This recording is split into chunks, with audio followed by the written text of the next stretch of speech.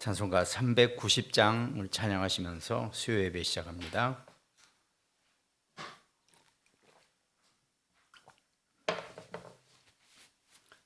(390장입니다) 예수가 거느리시니 즐겁고 평안하구나. 주야의 자고 깨는 곳 예수가 거느리시네. 주날 항상 돌보시고 날 친히 거느리시네. 주날 항상 돌보시고 날 친히 거느리시네.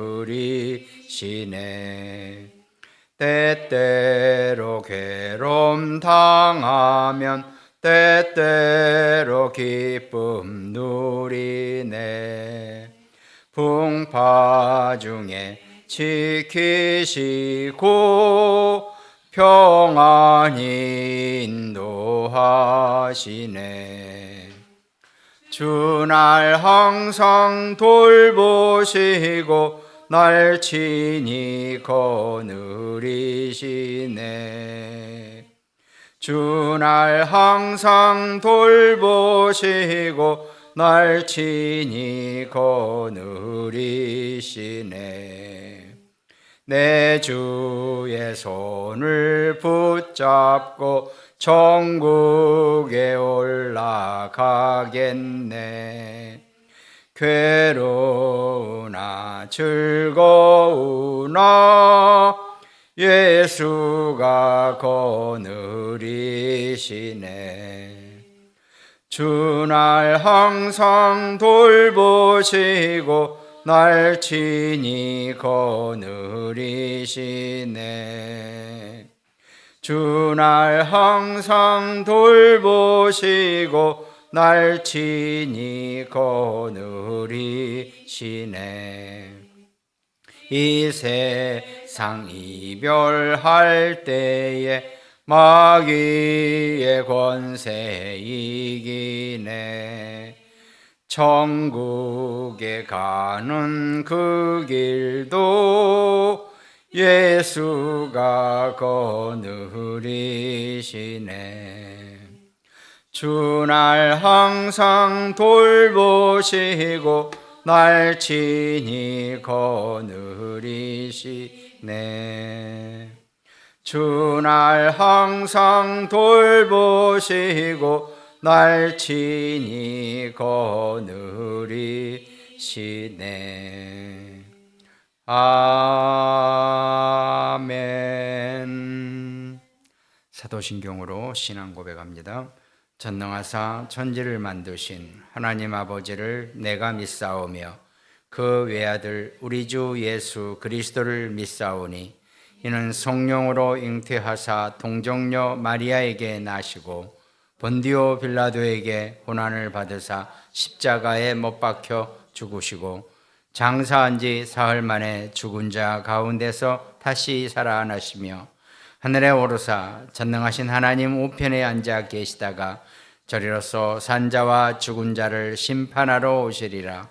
성령을 믿사오며 거룩한 공회와 성도가 서로 교통하는 것과 죄를 사하여 주시는 것과 몸이 다시 사는 것과 영원히 사는 것을 믿사옵나이다. 아멘. 오늘 말씀은 신약성경 고린도전서 2장 1절에서 3절까지 말씀입니다. 고린도전서 2장 1절에서 3절까지 말씀을 우리 합독하십니다. 형제들아, 내가 너희에게 나아가 하나님의 증거를 전할 때에 말과 지혜의 아름다운 것으로 아니하였나니 내가 너희 중에서 예수 그리스도와 그의 십자가에 못 박히신 것 외에는 아무것도 알지 아니하기로 작정하였음이라. 내가 너희 가운데 거할 때에 약하고 두려워하고 심히 떨었노라. 아멘. 바울이 고린도전서 1장을 쓰면서, 물론 1장은 아닙니다. 바울은 이 고린도전서는 그냥 바울이 쭉 편지를 써나가기 때문에 장절로 나눠 있지는 않죠. 근데 이제 후대 학자들이 우리가 보기 편하게 또 말씀을 나누기 편하게 장으로 또 절로 이렇게 문단 구분을 해서 고린도전서 2장 1절이 된 겁니다. 어쨌든 1장까지 쭉 내용을 얘기하다가 바울이 약간 방향을 바꾸되 똑같은 내용으로 표현을 하는 거죠. 형제들아, 다시 한번 형제들아라고 표현하는 거죠. 여기서 고린도 교회 사람들은 사실은 어쩌면 이방인들이 더 많기 때문에 헬라인들 위주로 있기 때문에 사실 바울하고는 어떤 혈육적인 관계는 없다라고 봐도 되겠죠.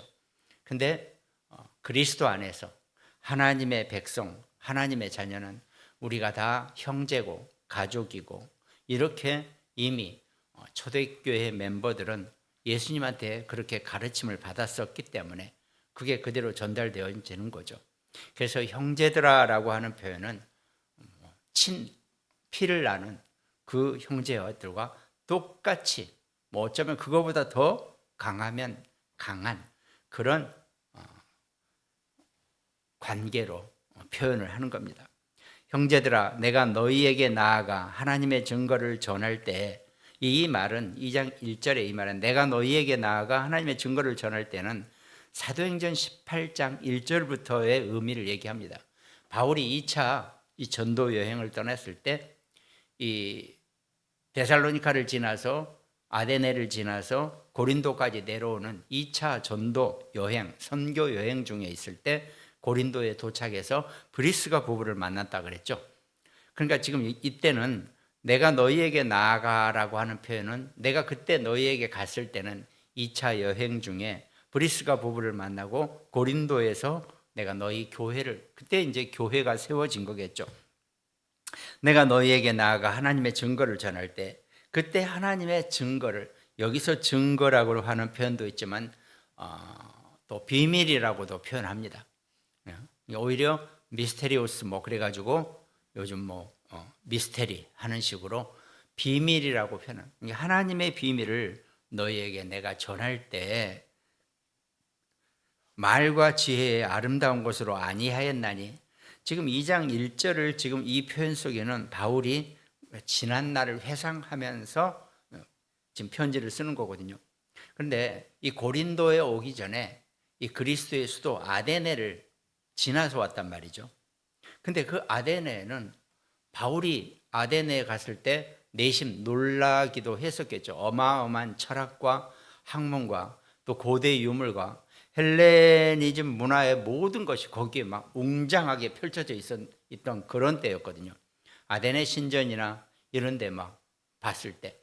그러니까 바울이 그 아데네 신전과 그쪽으로 가서 그 아레오바고라고 하는 어떤 이렇게 큰 바위 위에서 사람들에게 뭔가 전하는, 뭔가 이제 이런 걸 정보를 전하거나 뭔가 학문을 전하는 그런 단상에서 바울이 자기도 모르게 그 자기가 알고 있는 학식과 경륜과 과거의 것을 가지고 이 아데네 사람들에게 그리스도의 복음을 전하려 하다가 완전히 실패를 한 기록이 사도행전 18장 그 이전의 기록을 보면 나옵니다.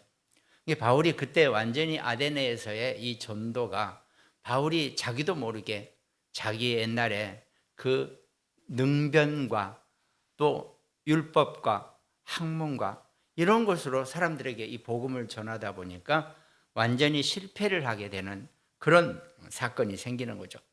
그래서 이제 그 아데네에서 전도가 실패해가지고 고린도로 내려와서는 여기서는 내가 하나님의 증거, 하나님의 비밀을 내가 아데네에서 실패를 하고 해가지고 내려왔기 때문에 고린도 너희에게 갔을 때는 내가 가지고 있는 말과 지혜의 아름다운 것으로 아니하였다라고 지금 표현을 하는 겁니다. 역사적으로 보면 그 시점으로 보면 그때 바울이 아데네에서 완전히 세상 말로 완전히 깨지고 고린도로 지금 내려왔던 거거든요. 고린도로 내려오면서 바울이 얼마나 하나님 앞에 기도하고 내가 정말 실수했구나 이걸 알았겠죠. 그래서 내가 너희한테 복음을 전할 때는 적어도 그 시점에서 사도행전 18장 1절부터의 시점에서부터는 나는 내 말과 지혜의 아름다운 것 이걸로 하지 않았다. 그러니까 완전히 성령으로 이 그리스도의 복음을 전했다라고 지금 바울이 표현을 하는 거거든요. 물론 우리도 전도를 하거나 또 세상 사람들하고 세상에서 얘기를 하고 또 설령 우리 안에서도 얘기를 하다 보면 자기도 모르게 온전한 성령의 인도를 놓쳐버리는 그런 경우가 분명히 생겨난다는 겁니다. 그러니까 어떻게 보면 사실 저희 목회자들도 지금 이렇게 설교를 하는 설교문을 낱낱이 분해해서 흠집을 잡으려고 그러면 많이 나올 겁니다. 그건 설령 어마어마한 역대 우리 한국의 많은 목회자들이나 위대한 정말 수천 명, 수만 명을 상대로 설교를 했던 그런 사람들도요. 토시 하나까지 잡아서 얘기하면요. 다 문제가 있어요. 그러면은 어쩔 수 없다기보다도 그거는 어떤 그런 상황 속에서 그 부분은 성령의 인도 속에서 그걸 우리가 봐야 되는 거지 그걸 가지고 따지다 보면은 다 문제가 생기는 거거든요. 그럼 이단이라고 시비를 걸면 전부 다 시비가 걸게 되어지는 그런 표현이 있단 말이죠. 왜? 인간이니까. 사람의 말로 하나님의 일을 설명을 하다 보면요. 미처 되어지지 않는 부분, 정리가 안 되거나 또 설명이 잘못된 부분이 분명히 생겨나게 된다는 겁니다. 왜? 애초에 신학 자체가 우리가 완전하게 하나님의 말씀을 모든 목회자가 다 붙잡고 사는 건 아닙니다.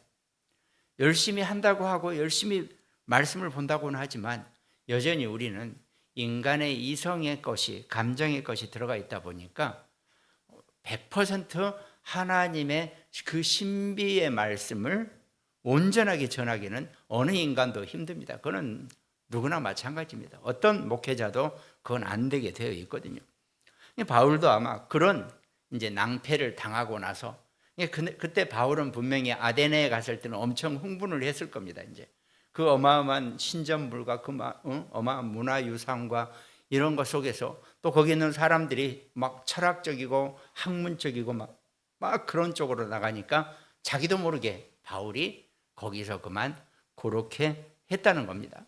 그래서 이제 문제가 생겨서 잘 안 되고 온전하게 복음을 못 전하고 이제 아래쪽으로 고린도로 왔단 말이죠. 내려오면서 바울은 완전히 결심을 한 거죠. 내가 십자가의 도와 그리스도의 죽음과 부활하심 외에는 다른 얘기는 아예 내가 안 하고 살 거다. 이제 딱 거기서 바울이 완전히 결심을 하는 그런 대목이 나온단 말이죠. 그러니까 지금 내가 너희에게 나아가 그때 고린도에 가서 너희들에게 내가 이 하나님의 비밀을 증거를 전할 때는 내가 가지고 있는 말과 지혜의 아름다운 것으로 아니하였다라고.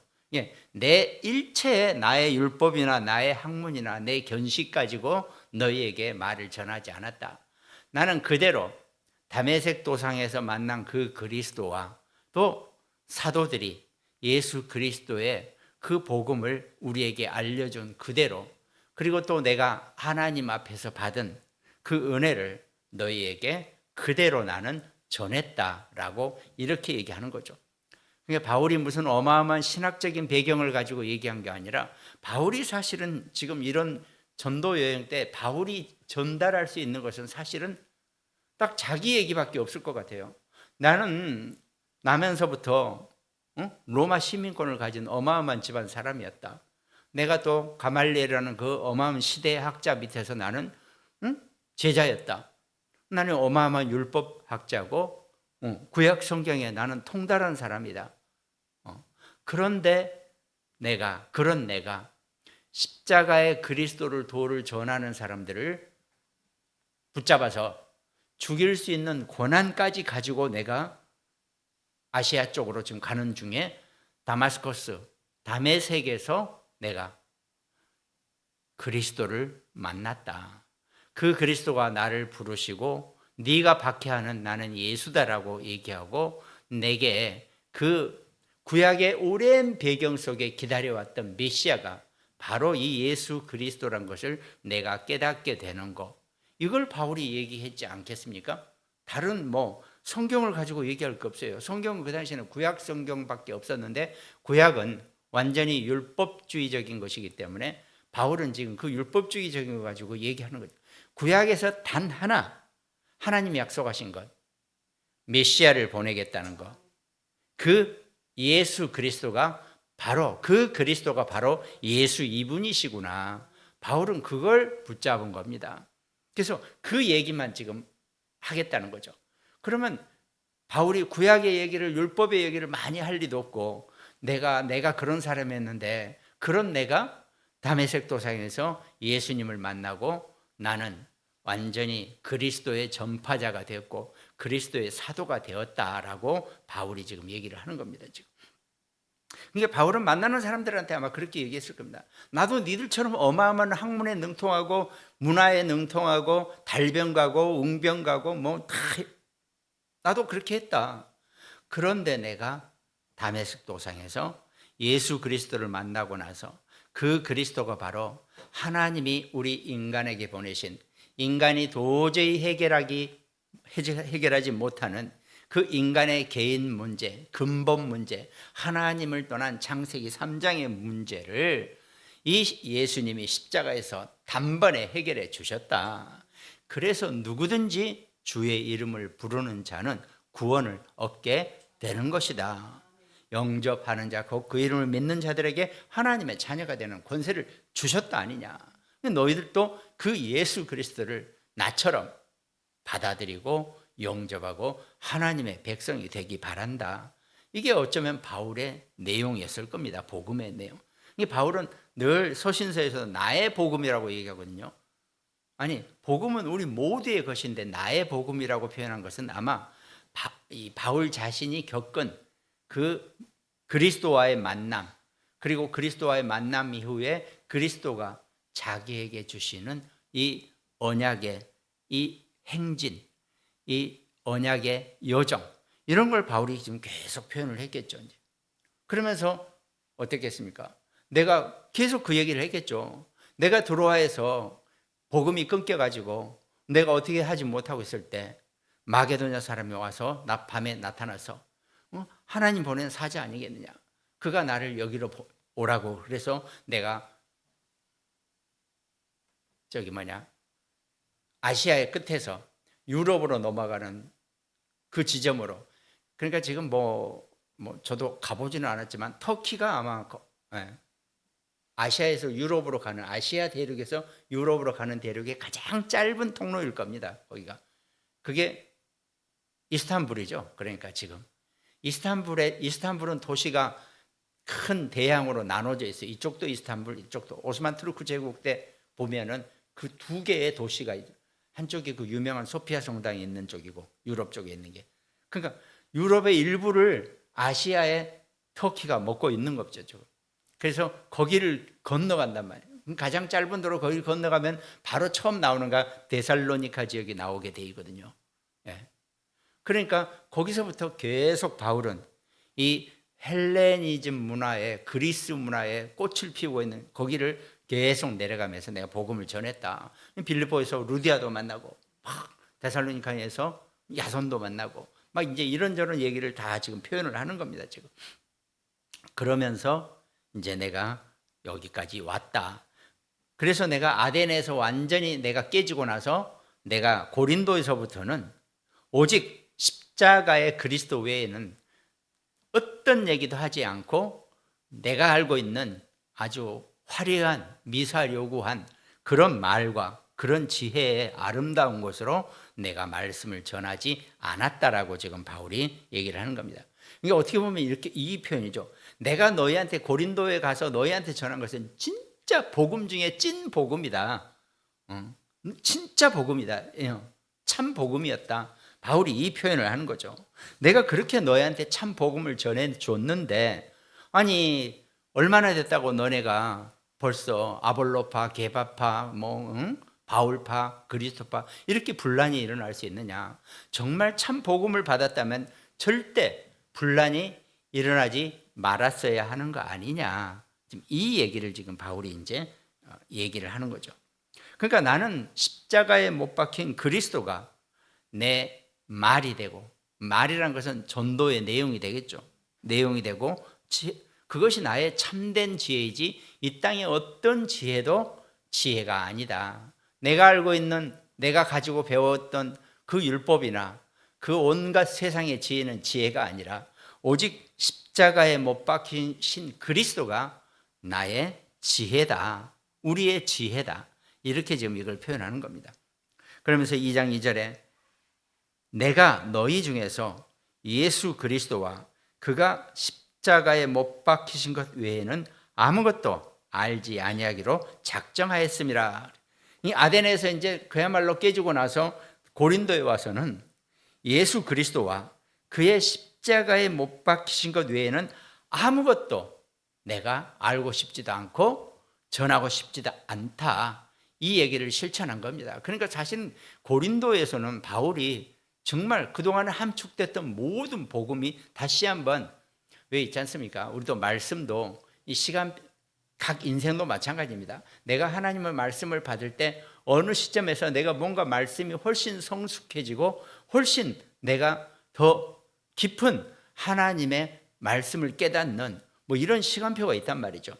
바울이 지금 고린도에 왔을 때 비로소 내가 예수 그리스도와 그가 십자가에 못 박히신 것 외에는 내가 아무것도 알지 아니하기로 작정하였습니다 라고 하는 이 표현은 그때 내가 비로소 또 다메섹 도상에서도 그리스도를 만났지만 내가 아데네 거기를 지나고 나서 고린도에 왔을 때 정말 내가 십자가의 그리스도를 내가 온전하게 내가 깨달았노라 이 얘기를 하는 거죠. 나는 그래서 그때 내가 너희에게 복음을 전했을 때는 진짜 내 인생 중에 최고의 복음의 이 표현의 전성기였다. 이걸 지금 이 고린도 사람들에게 지금 얘기하고 있다는 겁니다. 여기서 알다라는 것 자체는 일반적인 지식이 아니라 완전히 정말 어떤 때는 알다라고 하는 그 표현 중에서는 함께 같이 사는 사람의 입장에서의 알다라는 표현으로 표현하는 겁니다. 그러니까 여기서 알다는 단순히 그노시스라고 하는 지식, 지혜 뭐 이 정도 수준이 아니라 속속들이 전문적으로 안다는 표현을, 알다라는 표현을 두 가지로 나눠 쓰고 있는 겁니다. 근데 바울이 쓴 표현은 그렇게 전문성 있고 완전히 뿌리채 속속들이 알다라고 하는 그 표현을 바울이 지금 쓰고 있다는 겁니다. 그러니까 바울은 그 아데네를 지나서 고린도에 왔을 때는 예수 그리스도와 또 그가 십자가에 못 박히신 것 외에는 아무것도 알지 아니하기로 작정했다라고.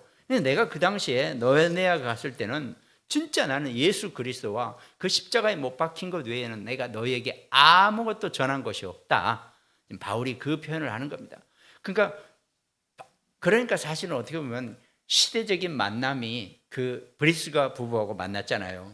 그 브리스가 부부가 바울과 만났을 때 그 바울이 예수 그리스도와 십자가에 못 박히신 그 어마어마한 정말 그야말로 충만한 복음을 브리스가 부부가 받았을 때 브리스가 부부는 완전히 거기서 모든 것이 정리가 됐고 세상 말로 우리가 깨진다 그러죠. 완전히 그렇게 될 정도로 바울을 따르게 되는 역사가 일어나게 된다는 겁니다. 예를 들어 만약에 브리스가 부부가 아데네에서 바울을 만났다면 아마 브리스가 부부도 없었을 수도 있어요. 그만한 인물이 안 나올 수도 있습니다. 그런데 바울이 고린도에 와서 그 십자가의 그리스도와 예수 그리스도에 대한 그 모든 비밀을 완전히 깨닫고 증거하고 전달했을 때 그것이 고스란히 브리스가 부부에게도 들어가서 그 브리스가 부부가 완전히 인생이 바뀌고 삶이 바뀌는 그런 역사가 일어나게 된다는 겁니다. 그래서 바울이 갈라디아서 6장 14절에서도 그런 표현을 하죠. 그러나 내게는 우리 주 예수 그리스도의 십자가 외에 결코 자랑할 것이 없으니 그리스도로 말미암아 세상이 나를 대하여 십자가에 못 박히고 내가 또한 세상을 더하여 그러하니라 그랬습니다. 그러니까 바울은 예수 그리스도의 십자가 위에 나는 자랑할 게 없다. 그래서 나는 그리스도와 함께 십자가에 못 박혀 연합한 자가 내가 십자가에 못 박힌 거나 똑같다라고 표현을 한단 말이죠. 이때까지도 실제로 어떤 그 베드로나 그 12제자 팀에서는 이런 표현이 나올 수가 없죠. 십자가에서 돌아가신 그리스도에 대한 이 표현은 이렇게 표현할 수는 없단 말이죠. 근데 바울은 그 십자가의 그리스도와 우리도 함께 십자가에 못 박혔다. 그리고 그 십자가와 함께 그리스도와 함께 십자가에서 우리는 연합된 자들이다. 이걸 지금 표현할 수 있다는 겁니다. 여러분과 우리의 신앙생활도 마찬가지라는 거죠. 우리가 그리스도를 영접하고 하나님의 자녀가 되고 그리스도가 내 안에 계신다고 우리가 막 그러죠. 그리스도가 내 안에 계신다는 의미 자체를 내가 그리스도하고 완전히 연합돼서 뗄래야 뗄 수 없는, 그러니까 그리스도 것 따로 떼고 내 것 뗄 수가 없는 정도로 완전히 연합된 거, 그게 임마누엘이라고 하는 겁니다. 지금 완전히 섞여서 분해할 수가 없다는 거예요. 나눌 수가 없는 그런 존재라는 겁니다.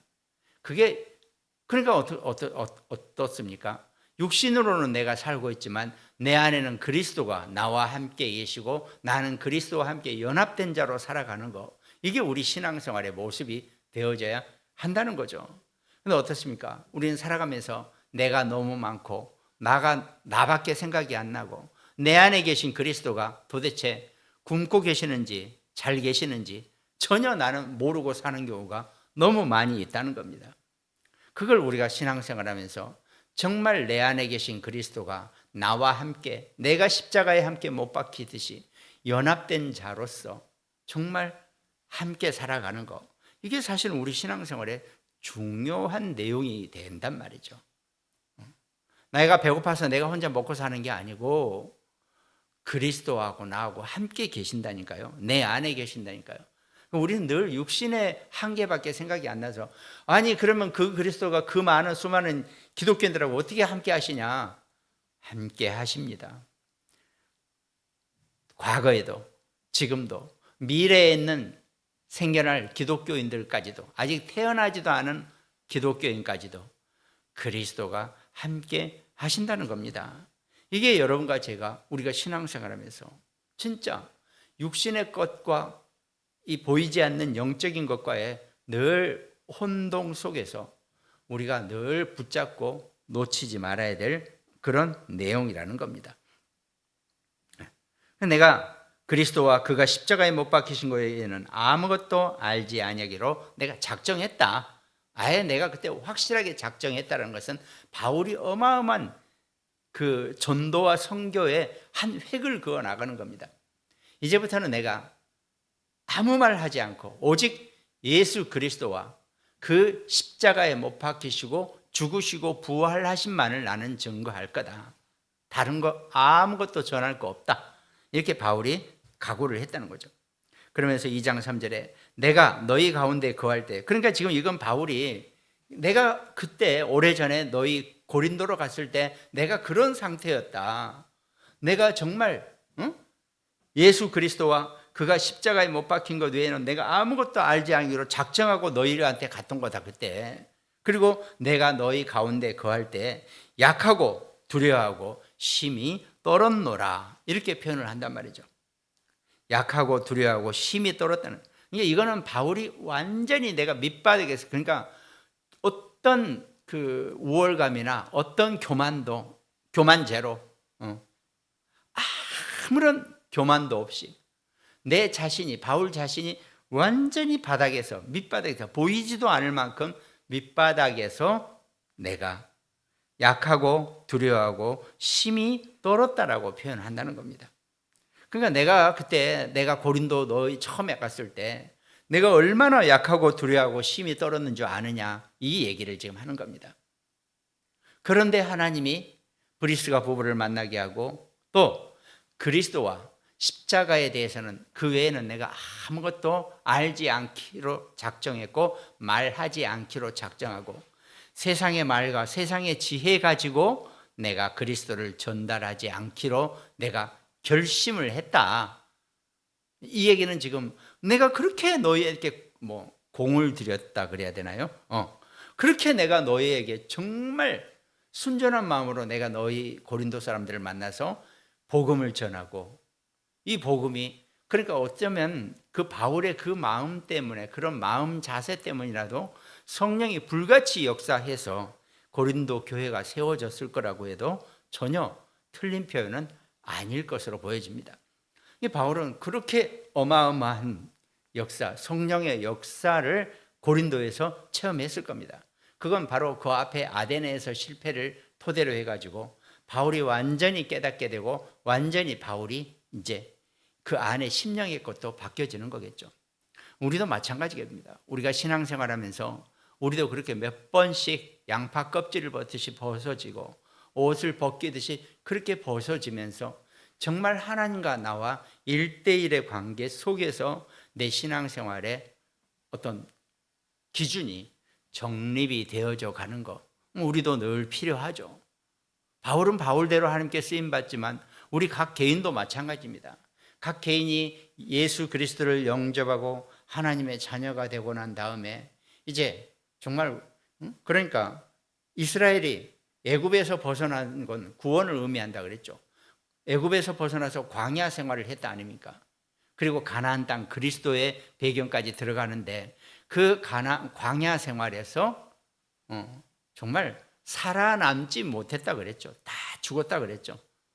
이 애굽에서 나온 사람들은 다 죽고 여호수아 갈렙과 렘넌트들만 살아서 가나안 땅으로 들어가게 된단 말이에요. 모세도 못 들어갔습니다. 그 얘기는 우리가 구원받고 하나님의 자녀가 되고 우리가 신앙생활을 하는 것이 정말 약하고 두려워하고 심히 떨었다라고 하는 이 표현으로 우리가 신앙생활을 하는 것도 분명히 필요하다는 겁니다. 이게 바울은 이제 아데네를 지나서 고린도에 왔을 때 정말 십자가의 그리스도만 내가 그 외에는 내가 알지 않기로 작정하고 고린도 사람들을 처음에 만났을 때 이방인들이죠. 근데 어떻겠습니까? 어마어마한 문화와 또 이 고린도 문화가 또 장난이 아니거든요. 어마어마한 문화와 또 그 고린도 사람들의 그 폐악한 거나 하여튼 뭐 온갖 인간의 집사람들이 다 모여 있는 거기에서 바울이 정말 하나님 앞에서 약하고 두려워하고 심히 떨었다라고 하는 것은 뭔가 그것 때문에 겁이 나서 떨었던 게 아니라 내가 이 막중한 하나님의 말씀을 어떻게 증거하고 어떻게 전달하고 이걸 내가 온전하게 전하지 못하면 어떻게 되지? 이런 약하고 두려워하고 심히 떨었던 그런 중압감에 바울이 아마 이렇게 표현을 했다는 겁니다. 이게 바울의 내적인 상태를 의미하는 거죠. 내가 너희한테 이 예수 그리스도를 증거하고 전달할 때 사실 그때 내가 약하고 두려워하고 심히 떨었다라고 표현하는 겁니다. 우리도 마찬가지겠죠. 우리가 하나님의 일을 하고 하나님 나라의 삶을 살아가는 우리 신앙생활이 늘 언제나 이렇게 약하고 두려워하고 심히 떨었을 정도로 우리의 마음가짐이 된다면 우리가 정말 하나님 앞에서 가장 바닥에서 밑바닥에서 내가 하나님을 바라봤을 때 하나님은 나를 절대로 외면하지 아니하시고 나를 절대로 그대로 내버려 두지 아니하시고 우리를 이끌어 가실 것입니다. 그게 우리의 신앙생활의 여정이 되어져야 되고 우리의 삶의 시간표가 되어지는 것, 이게 우리가 필요하는 거죠. 많은 표현을 하고 사는 것도 중요하지만 지금 바울이 했던 이 표현이 실제로 여러분과 제가 내 삶이나 내 하나님 앞에서의 내 모습이나 내가 현장에 갔을 때 약하고 두려워하고 심히 떨었다라고 하는 이 표현이 외에는 다른 표현이 뭐가 있겠습니까? 그거는 어쩌면 바울 한편으로는 어마어마한 가말리엘 랍비의 제자였고 또 뭐 나면서부터 로마 시민권을 가진 어마어마한 집안 배경에 또 율법이라면 정말 한 율법 할 정도로 공부를 어마어마하게 했을 겁니다. 바울이 지금 쓰는 모든 그 서신서에 보면은 구약의 내용을 다 인용해서 쓴단 말이죠. 그만큼 바울 머릿속에는 창세기부터 말라기까지 구약의 내용이 바울에게 거의 다 입력이 되어 있는 상태니까 어마어마한 학자인 거죠. 바울은 그걸 가지고 나름대로 교만함이 분명히 안 가질래야 안 가질 수 없는 그런 내적 상태일 수도 있다는 겁니다. 그런데 그것을 완전히 깎아내리고 정말 약하고 두려워하고 심히 떨었다라고 하는 표현으로 바울의 내면의 상태를 지금 표현하는 거예요. 바울은 그런 마음으로 늘 현장에 나갔고 현장의 사람들에게 이 복음을 증거하고 전달했다는 겁니다.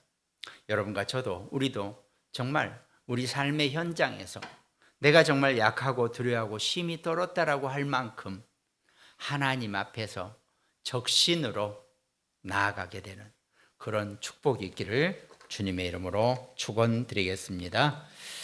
감사하신 하나님께서 우리를 구원하시고 우리가 아직 죄인 되었을 때 우리를 위해서 십자가에 죽으시고 그 그리스도가 우리의 모든 죄 문제를 완전하게 해결하고 정리해 주신 줄로 믿습니다.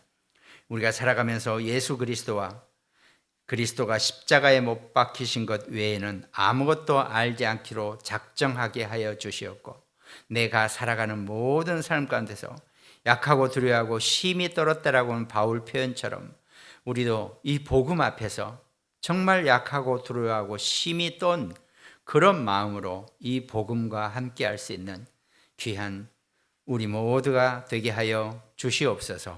감사를 드리옵고 우리를 구원하신 예수 그리스도 이름으로 기도합니다. 아멘.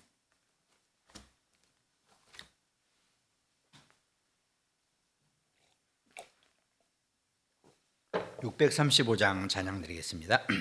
하늘에 계신 아버지 이름 거룩하사 주님 나라 임하시고 뜻이 이루어지다. 일용할 양식 주시고 우리들의 큰 죄 다 용서하옵시고 또 시험에 들게 마시고 악에서 구원하소서. 대개 주의 너로 주의 권세 주의 영광 영원히 아멘. 지금은 우리를 구원하신 예수 그리스도의 놀라우신 은혜와 성부 아버지의 무한하신 사랑과 성령님의 내주 인도 역사 교통 충만하심이 바울이 붙잡았던 십자가의 그리스도 외에는 아무것도 알지 않기로 작정했던 그 복음의 마음처럼 우리 모두가 이 천국 복음의 증인으로 서는 모든 1만여 중부교회 성도들 개인과 가정과 가문과 학업과 사역과 산업과 직업 위에 지금으로부터 영원토록 항상 함께 계실지어다. 아멘.